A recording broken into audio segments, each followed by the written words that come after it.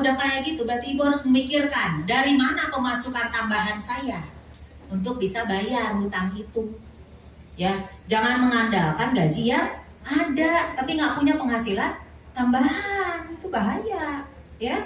Oke, nah ini tuh ya. Saya sudah memiliki warisan atau bekal agar istri, suami, anak saya tidak sengsara setelah saya meninggal dunia. Tuh berarti dari 10 poin tadi apa yang harus dipersiapkan?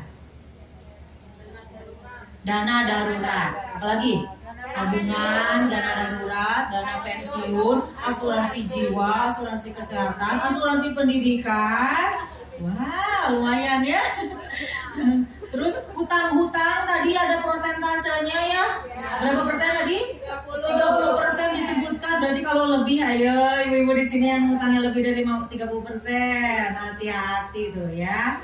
Oke, operasional aja maksimal tuh ya 50%, 60% operasional.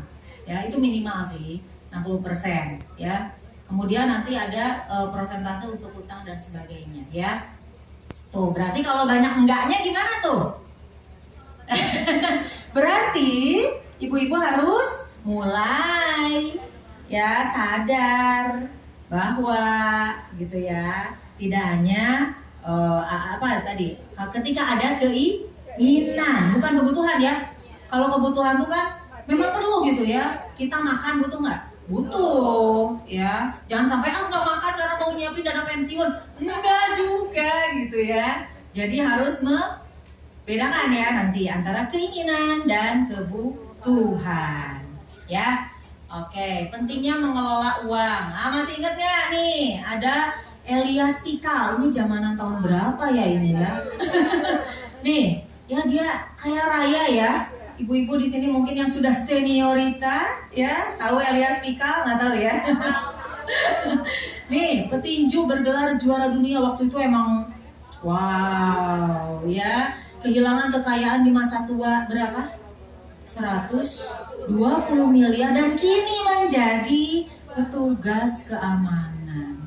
Ya, itu karena mungkin terbiasa hidup merasa bahwa dia bisa apa ya, penghasilannya datang terus menerus.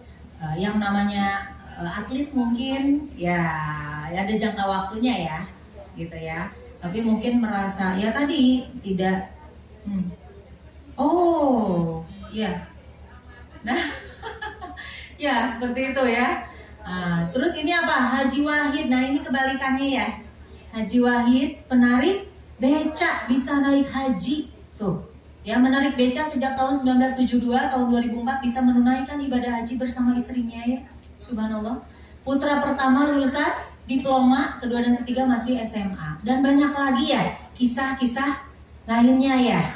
Oke, dan ini pentingnya pengelolaan keuangan ya. Nabung sedikit demi sedikit, tapi kemudian bisa beribadah haji. Mungkin nggak? Mungkin kalau ada niat ya, dan tadi ya motivasi untuk gitu ya. Nah itu segalanya tidak ada yang tidak mungkin, semuanya mungkin ya. Oke, nah ini adalah nah punya impian seperti ini ibu-ibu? Punya. Ya, nah harus mulai.